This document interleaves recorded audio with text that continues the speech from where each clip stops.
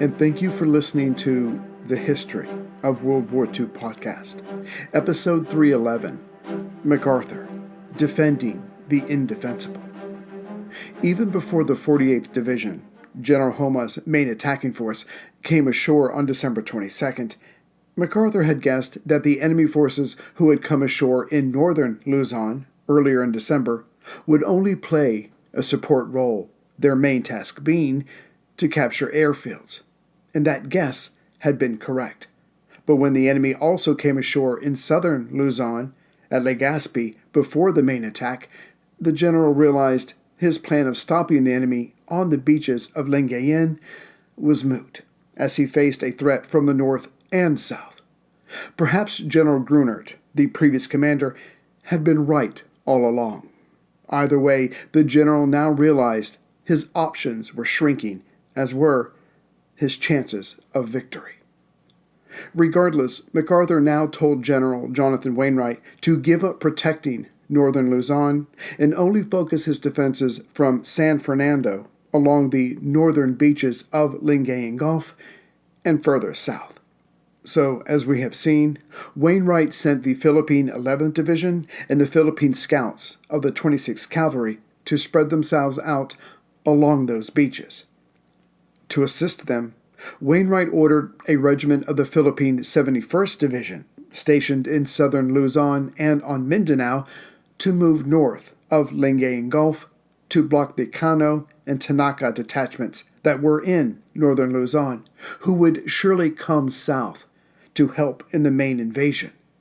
As for the Philippine units north of San Fernando, the new northernmost defensive line, they were to concentrate on blocking the roads Route 3 along the coast and Route 5 that went into the interior, as both could be used to get to flatter terrain to make for Manila to the south. But as history shows, most plans go out the window when the first shot is fired. Still, Wainwright also had these units to call upon in case he needed them, the 21st and 31st Divisions and two National Guard tank battalions of 108 M3 Stuart light tanks and M3 half-tracks. Think of long trucks with tank treads but front rubber tires that had 75mm guns. But again, MacArthur's plan was to use the Philippine units to defend the beaches, as they knew the area and were well motivated. Still, as we have seen, they were ill-equipped with coconut husk helmets, and most had not fired the aged Lee-Enfield rifles they were carrying. As for the American soldiers, the Japanese coming ashore to the Lingayen beaches assumed they would be outnumbered, but they were not afraid. After all, a pre-battle evaluation report said that Americans have the makings of excellent soldiers, but there's a tendency to physical and mental laxness. Moreover, a U.S. Army report backed this up by saying the average enlistee in 1941 had less than average education, resented their officers, and had no esprit de corps, and did not believe in sticking out their necks for anyone else. As for the Filipino troops, the Japanese accused them of having a lower military ability than the Americans. As for General Homa's plan, he was keeping it simple by heading right for Manila. To his thinking, with the capital captured, any further defending of the main island would be an exercise in futility. Thus, he would land men on the eastern and southern beaches of Lingayen Gulf, move south, past the Zambales Mountains near the southern beaches, which would put his troops in the central Luzon plain, a rather flat, direct route to Manila. However, General Homa had already been through one intense battle just to get to this moment. Lieutenant General Hasaharu Homa was tall for a Japanese, almost 6 foot. But he mostly stood out to his superiors, not a good thing in the Empire's military, for his kindness to his men and his ability to speak and read English, for he had been posted to London for several years. Indeed, when in India, he had had a British girlfriend. But what really set him apart was his openness about not wanting a war against the Americans. This raised the hackles of the Imperial General Staff, and particularly the then War Minister, Hideki Tojo, and the Army Chief of Staff, General Gen Sugiyama. In the late fall of 1941, Homa and two other generals, Tomoyuki Yamashita and Hitoshi Imamura, were summoned to the Army Chief's office. He announced that Japan would attack the Westerners' bases in the Pacific. Yamashita would go to Singapore and Malaya, Imamura would engage the Dutch in the East Indies, and Homa would take the 14th Army to the Philippines. But there was a condition for Homa in accepting this singular honor. As much as the army was already committed in China, the General Staff could only spare 200,000 troops to the Southwest Pacific. Thus, each commander was to take its respective target quickly, leave a small force behind, and then move on to the next theater. Surprise would replace numbers. Thus, Homa would be given 50 days, then the bulk of his troops were to help out in the East Indies. Right away, Imamura and Yamashita graciously accepted this honor. Not so Homa. A thinking man versus a blunt warrior, he shelled his superior with discourteous questions. This figure of 50 days, how has it been arrived at? What was the enemy's strength? Did anyone know? Who decided that 2 divisions would be enough to take Manila? And what genius on the General Staff believed that Manila could be taken in just 7 weeks? The number of lines that Homa had just crossed with his cross-examination in terms of personal relations, military etiquette, and cultural respect for not disturbing another's wa, or harmony, were numerous. Instantly, everyone in the room was embarrassed for and because of Homa. So they pretended his rude line of questioning never happened. But this did not put the general at ease, as he still thought it was a mistake to take on the Americans and the English. The 2 other generals stepped into this rupture by saying that the target date was more of a request than a directive. Homa would push his men to fight hard, he himself would fight hard, and he would take the capital as soon as he could. No one could ask for more than that, which suddenly cleared up the tension in the room, but not the anguish in Homa's chest. As covered previously, General Homa's main invasion unit would come ashore on the eastern beaches, at Baong, just below San Fernando, and further south at Agu and Damortis. And these landings would go on all day. By December 28th, Homa would put on land just over some 43,000 troops. Further, elements of the Tanaka detachment would indeed start making their way down Route 3 early that morning to hit the defenders from the north. The vast majority of Japanese troops that came ashore that morning of December 22nd received more disruption from the 10-foot swells than the defenders.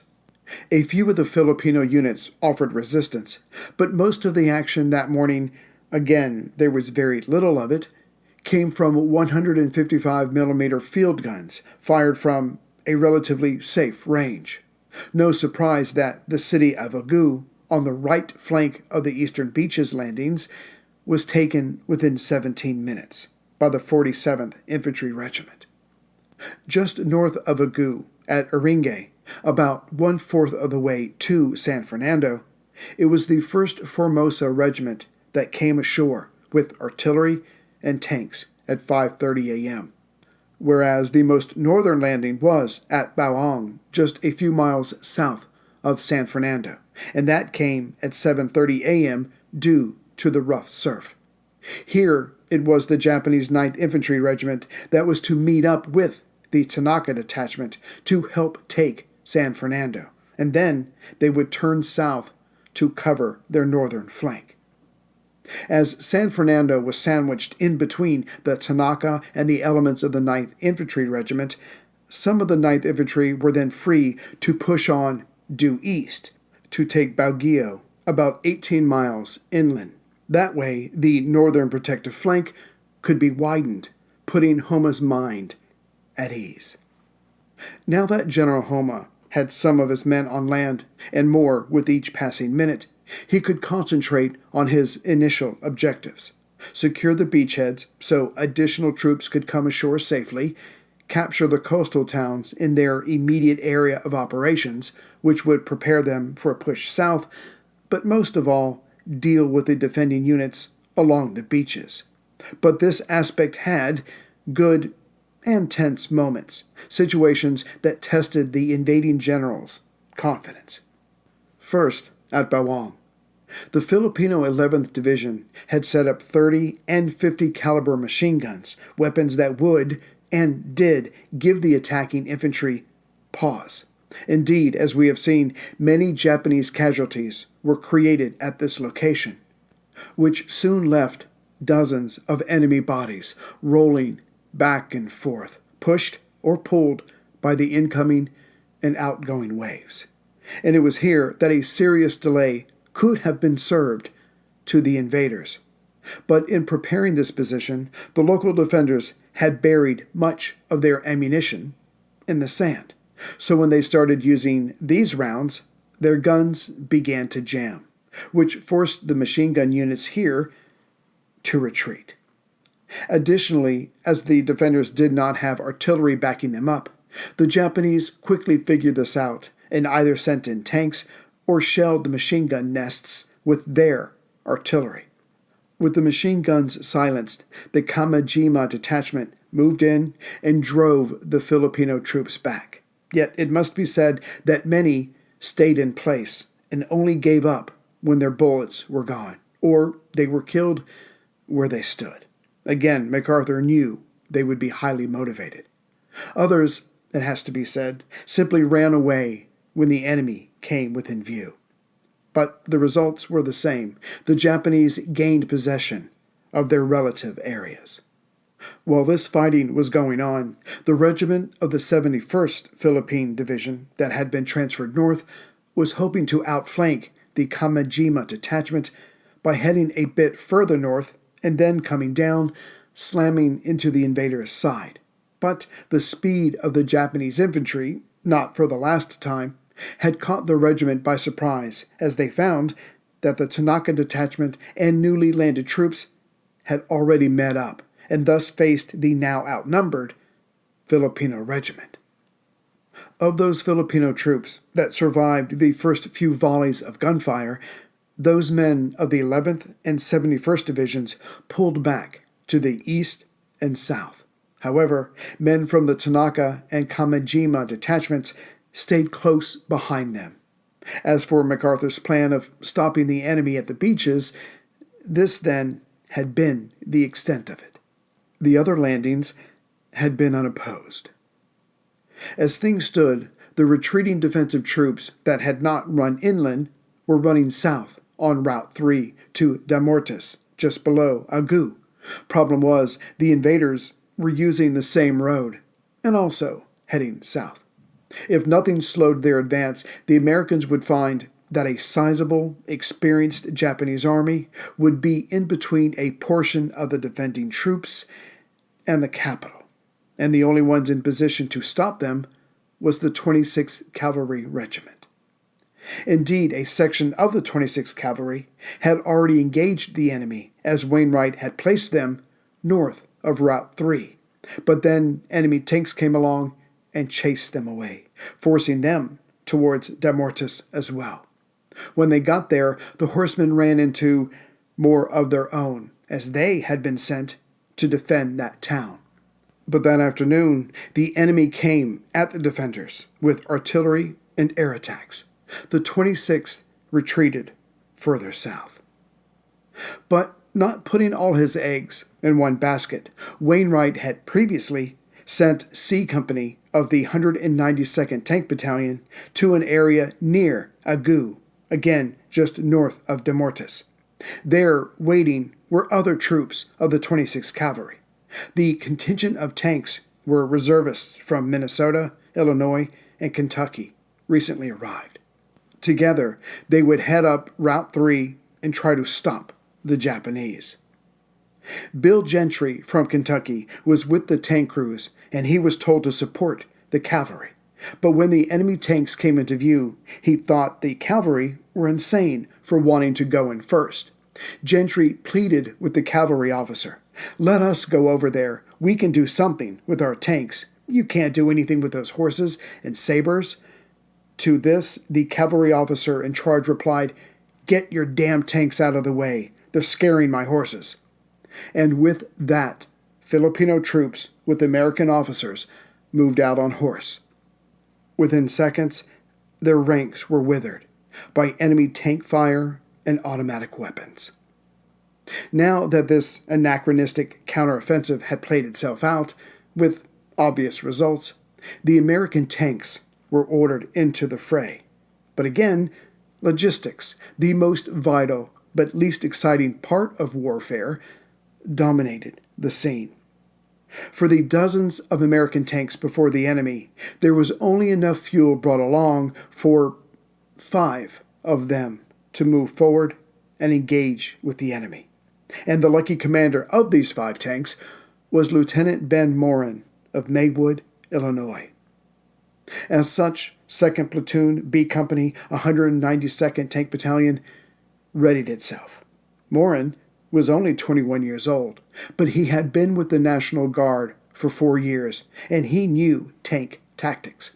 Still, he was about to go up against a column of enemy tanks, plus their artillery support, and hundreds of enemy infantry. The M3 light tanks moved out just after 1 p.m., and uppermost in Morin's mind was that the M3 turret certainly seemed tall, an inviting target. Moreover, its armor was thin, and it had a flat front, not an angled one, to deflect enemy rounds. The enemy, in the form of Japanese Type 95 light tanks, came forward, accepting the challenge. As the 2 groups of armor came at each other, the Philippine infantry retreated to the south, and the other American units were either engaging the enemy elsewhere or were getting reorganized to then make a stand. It was up to the tanks. Lieutenant Morin and company moved out, heading up the road, causing dust to rise. Suddenly, several shells slammed into the lieutenant's tank. Right away, Morin's tank's front hatch was ripped off, exposing his crew to small arms fire. The lieutenant jumped down and tried to reinstall the hatch, but by now, the tank was on fire. Morin yelled for his crew to get out. Meanwhile, he started to look around, hoping to be picked up by the 4 remaining tanks, which, it turned out, had also been hit, but were still operable. This was proven as they were already on the move, heading away from the battle scene. Within seconds, Morin and his crew were staring at 4 enemy tanks who had their cannon and machine guns fixed on the American's chest. Morin raised his hands in surrender, probably becoming the first American POWs in the Philippine War. The other 4 tanks would get away towards Rosales to the south, but would be destroyed by enemy army bombers the next day. As the sun went down, the Japanese kept pushing south, relying on their incredible stamina. As the Americans and other allies would find out, the Japanese infantrymen could and regularly did march 35 miles a day, rarely on roads, and they were used to carrying pieces of artillery through thick jungle, with little sustenance and sleep. Thus the Americans and Filipinos were pushed back that night of December 22nd. Still, it has to be said that the men of the 26th Cavalry did not give up, regardless of their ignominious beginnings. Using hit and raid runs, the optimal way to use cavalry in this modern war, the 2 sides slugged it out as the Japanese kept up their advance down the eastern beaches of Lingayen. In fact, due east of the town of Lingayen along the southern beaches, at Benalonan, about 10 miles inland from the bottom southeast corner of the Gulf, was where the 26th Cavalry held up the enemy on December 24th, and this with the Japanese sending in their tanks. As the hours went by, the invaders, getting frustrated, called in reinforcements, which pleased the horsemen, as they had no desire to fight to the death. They had only been stalling for time for the last day and a half, as their comrades moved down to, through, and past Belalonen, heading ever further to the south. That afternoon, as the fighting was picking up in intensity, the 26th rode away, having done their job. However, they paid a price for this tactical victory. Before December 22nd, the 26th Cavalry had 842 officers and men. They were now down to 450 of all ranks. Yet the Japanese had the last word, as they took the town and then moved on another 8 miles or so and now threatened Rosales to the southeast. Nothing, it seemed, that MacArthur had could stop the Imperial Japanese Army. But with the enemy at Rosales, Wainwright would try again. He had no other choice. Putting together the remains of his 26th Cavalry and the weakened 192nd Tank Battalion, they tried to bottle up the enemy while in the town. The time that was gained would hopefully allow the Philippine Army units just to their south to draw another line in the sand. However, the Japanese refused to play along, as their artillery and tanks pushed aside the horseflesh and armor before them, and then they did the same to the Allied infantry. The invaders kept up their advance to the south and east, to the south and east. Clearly, MacArthur's improvement of Plan Orange had failed. The enemy had not been stopped on the beaches. They had taken, and were now using, airfields in northern Luzon, and were coming south, using routes 3 and 5, heading straight for Manila.